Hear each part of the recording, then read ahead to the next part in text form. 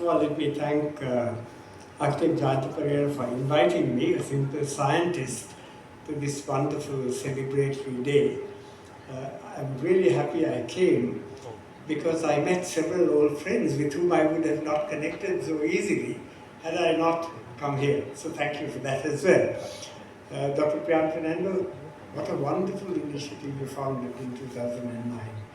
I think this is truly reflective of the way the world should be in the future, where the simple competitive spirit of personal profit in a market economy is superseded by the speed of private enterprise coupled with the heart of what is good for the public.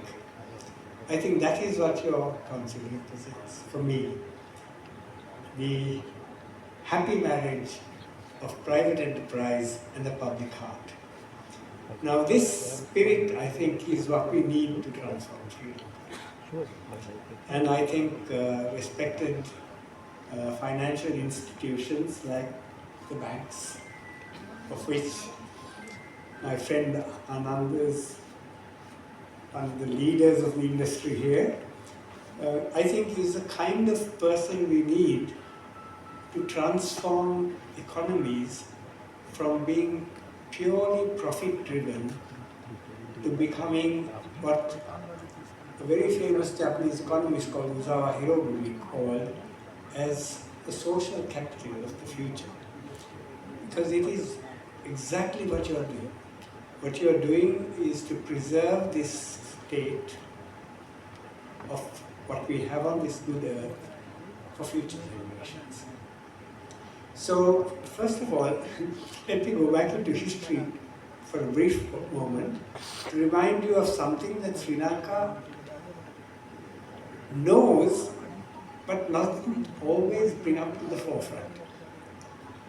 Now, for us who are simple scientists, I think Sarat will probably share the same thoughts. We say that the stable climate that we have enjoyed for the last 11,700 years, called the Holocene, came about and enabled man to produce food in large quantities through settled agriculture because the climate was stable. It was plus minus 1.5 degrees over this period. But if you look at settlement history in Sri Lanka, you will find artifacts and implements which show that we had settlements as far back as 38,000 years ago. Now what does that mean? It means two things. One is it means that we had ways of creating settlements before settled agriculture became the norm. So it's possible that our tanks were much more ancient than we think they are to stabilize the inputs for agriculture. Or it could be that we were capable of living in the last ages of the Pleistocene, which is the Ice Age, the end of the last Ice Age, when for a few thousand years the climate was extremely unstable.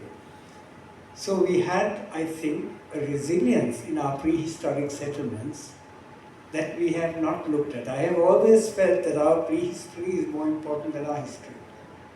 And perhaps this is an area of scholarship that young minds from the University of Moratuwa and other universities and higher education institutions, even maybe the schools, can think of delving into.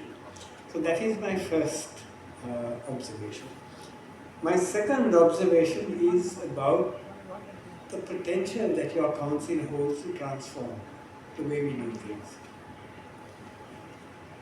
As the global CEO of the Green Building Council told us, well over a third of the energy demand globally comes through buildings.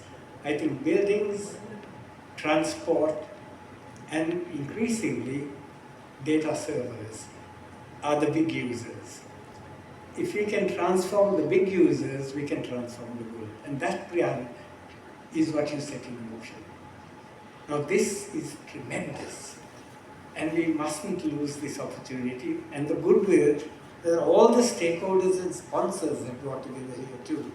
So I thank everyone for coming together more than anything else and asking me, a simple scientist, to look at what is happening in your association. I am not qualified to do that, but what I can say with very, very resolute determination is that for many years,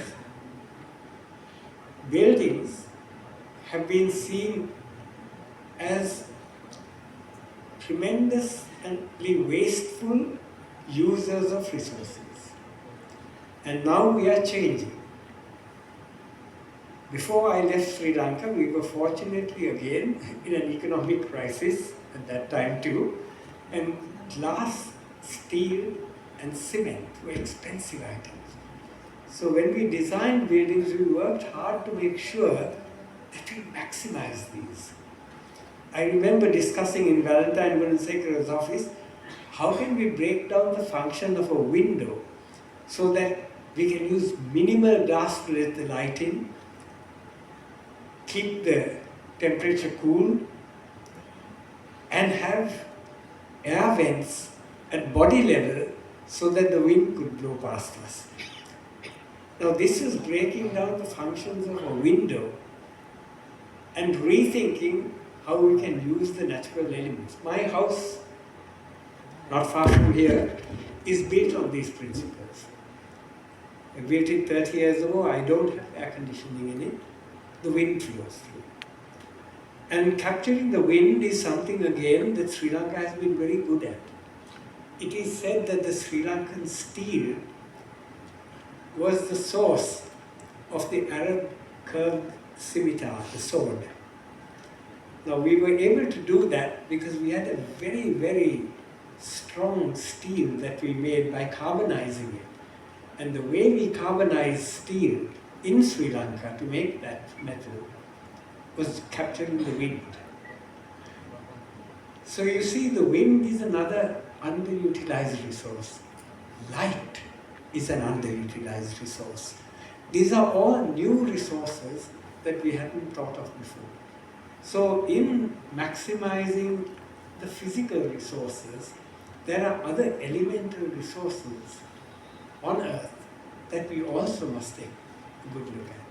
Water and buildings is another underestimated resource that we sometimes